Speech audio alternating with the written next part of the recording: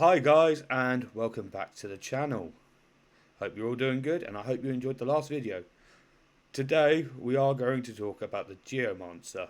You know, that new creepy crawly that we've now got in the Necron army. And we're also going to talk about his friends, the Macrosites and the Canoptic Tomb Walker, I think it's called, but I'll double check the names as I get to them. So, on with the video.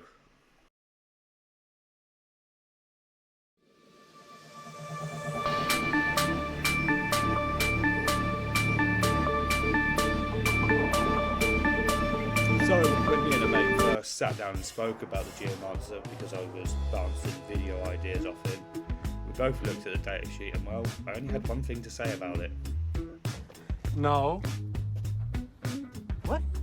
I said no. So, the Geomancer itself isn't terrible, but it was a massive disappointment, and I'll explain that in a minute. But let's first of all just look at its basic stats. So as you can see in the video, wherever I put it, somewhere around here, you can see that it's basically a Cryptek with 8-inch movement. So it's fast. It's got some really good weaponry on it. So the first weapon is the Tremor Glaive, which has Melter 2 and 8 strength. So it could punch up for the 85 points it is.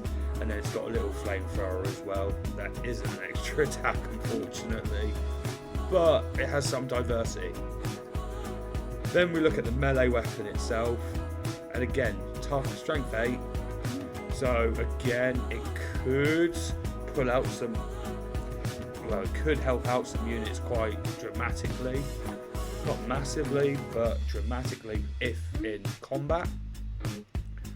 But that's pretty much where all the good is at the moment, because again, its abilities are wasted on it at the moment. So its abilities are basically 1, it can pin.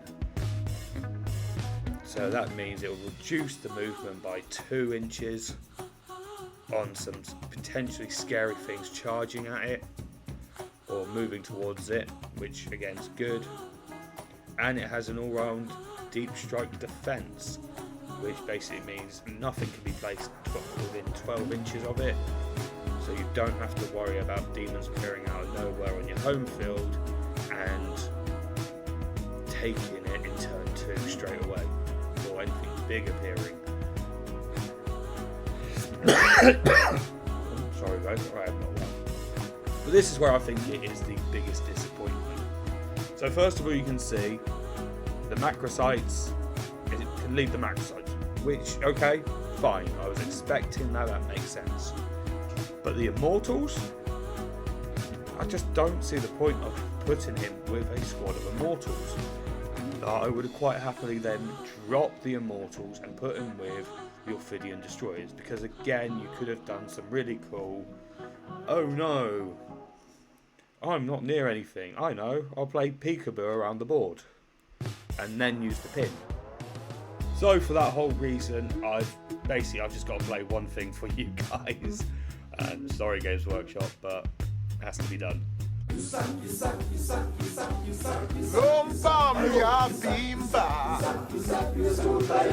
boy has no skills. You're schooled by a little girl. So yeah, I think they missed a trick there by not putting the Ophidian Destroyers down instead of the Immortals. But again, for the Necron Warriors as well, he works really well, just by giving them an extra bit of defense. So you could run 2 bricks of Warriors quite nicely now. But I don't know if you'd want to spend the points.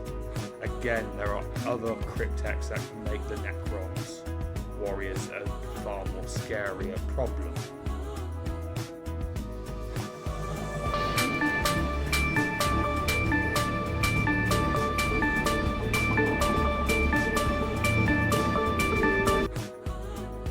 So hi guys, let's talk about the Canoptic Macrosites. For about 85 points you get a squad of 5 little of these bad boys. They're toughness 3, so I wouldn't expect them to last in prolonged combat at all. 8-inch movement, so they can move around the board quite nicely. But I think the surprising thing about this unit is one of its weapon options, which is the Atomizer Beam.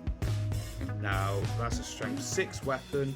Okay, it's one shot, but, it could do a little bit of chip damage to a Terminator, potentially.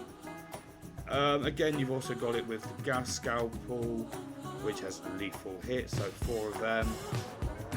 4 shots, that's strength 4, so they can do some damage to Space Marines. And then the Tesla Caster, which is basically like the Assault Carbine, except it only has sustained hits 1, which again, strength wise, it could do some damage to a Space Marine.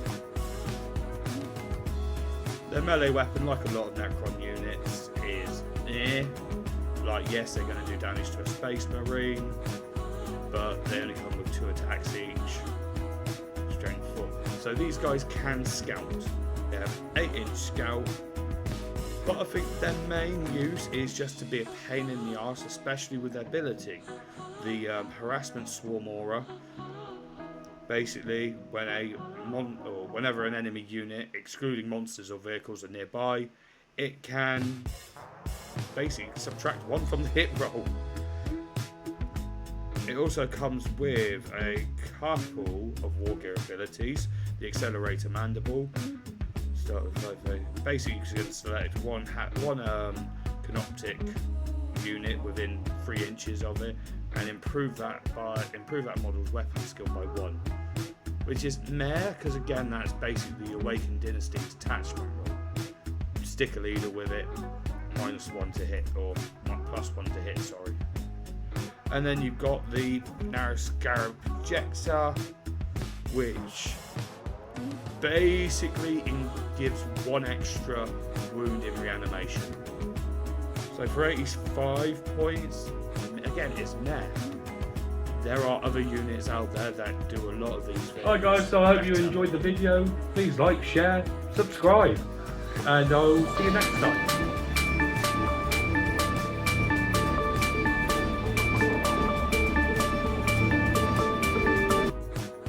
So let's talk about the Canoptic Tomb Crawlers.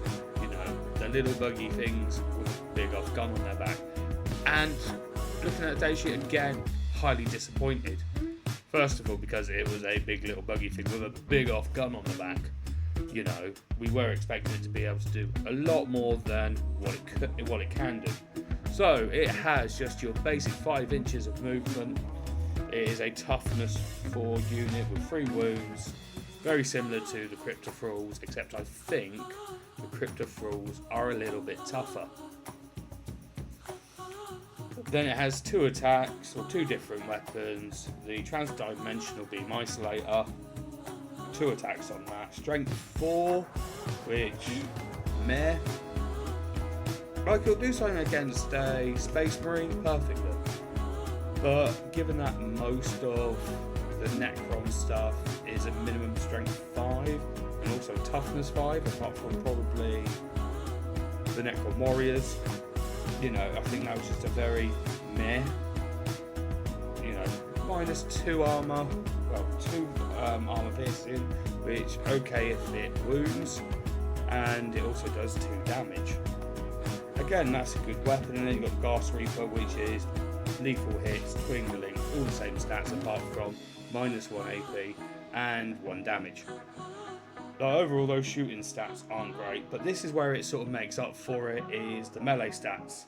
4 attacks at strength 6, 1 damage each, but I could see people putting this with their Necron Warrior brick just to give them a bit of melee defense. It's not, you don't really want Necron Warriors in a problem, but hey ho.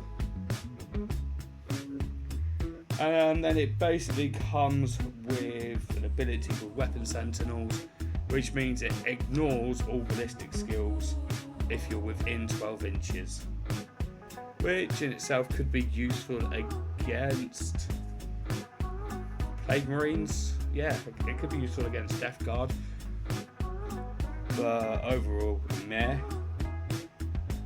Yeah, it can be with a Cryptek. Again, it's pretty much very the same as the Cryptic rules. Really, the only bonus to this unit, I'm guessing, is it gives that unit the Canoptic keyword, so you could put in Canoptic Court a lot nicer, but with its ballistic skills and weapon skills, I wouldn't see anyone using it outside of Awakened Dynasty. But yeah, overall I think very lackluster. And I'm trying to think of ways to use it, but again, I would rather use the Cryptic rules. You know, yes, it's 50 points, which I think is the same as the Cryptic rules, but I don't, yeah, the Cryptic rules sort of win it with giving that Feel No Pain ability. Alright guys, so I hope you enjoyed the video. Please like, share, subscribe, and I'll see you next time.